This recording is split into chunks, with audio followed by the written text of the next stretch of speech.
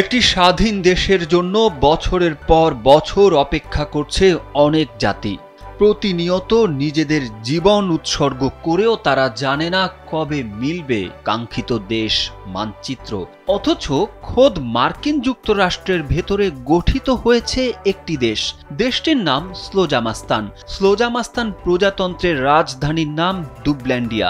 যুক্তরাষ্ট্রের মতো একটি দেশের ভেতরে দেশ গঠন তা কিভাবে সম্ভব?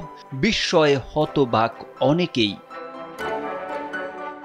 বর্তমান বিশ্বের অন্যতম শক্তিধর মার্কিন যুক্তরাষ্ট্রের ভেতরে নতুন দেশ গঠনের বিষয়টি আশ্চর্যজনক, কারণ জাতিসংঘের সদস্যভুক্ত দেশগুলো ঘুরে দেখার নেশা ছিল মার্কিন নাগরিক র্যান্ডি উইলিয়ামসের।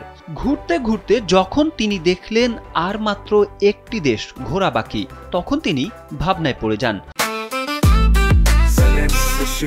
জেনেক্সে শিফট করো, লাইফকে লিফট করো।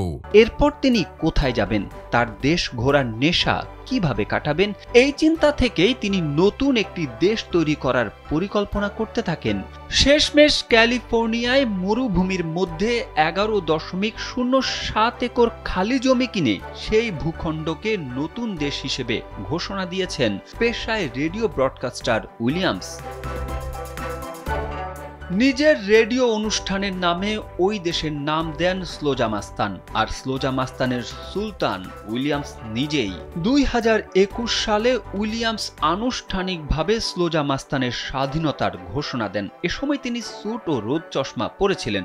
স্বঘোষিত দেশের রাজধানীতে খোলা আকাশের নিচে নির্মিত সরকারি অফিস থেকে এই অনুষ্ঠান সরাসরি সম্প্রচার করেন তিনি।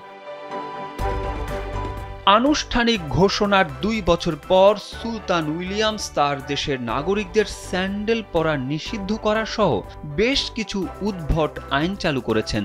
এই প্রজাতন্ত্রের নিজস্ব পাসপোর্ট ও পতাকাও আছে। রুবল নামে নিজস্ব মুদ্রাও চালু করেছেন উইলিয়ামস।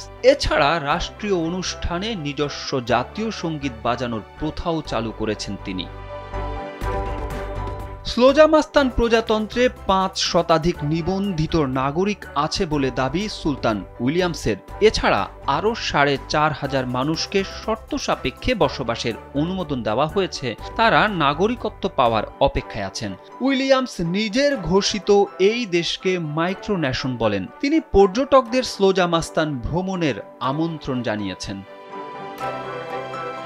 তারেক আহমেদ, কালবেলা।